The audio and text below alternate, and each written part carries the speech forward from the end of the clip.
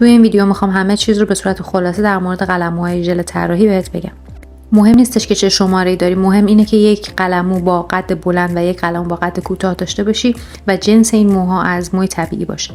چسب روی قلمو رو وقتی که گرفتی باید بیای به صورت دورانی توی ژل طراحی این رو گرم کنی و تمام موهای این قلمو به ژل آغشته بشه که بتونی باهاش با حالا فشاری که داری با دستت خط مستقیم بکشی که این با تمرین و تمرکز به مرور به دست میاد. البته که نوع ژل طراحی تو هم خیلی خیلی مهم هستش. برای خطهای کوتاه‌تر یا طراحی‌های ریزتر به قلموی با قد کوتاه‌تر احتیاج داری.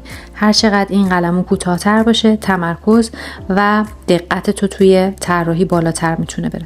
و همیشه با فشار دست و کنترل اون ما میتونیم خطای نازکتر یا کلفتری بکشیم.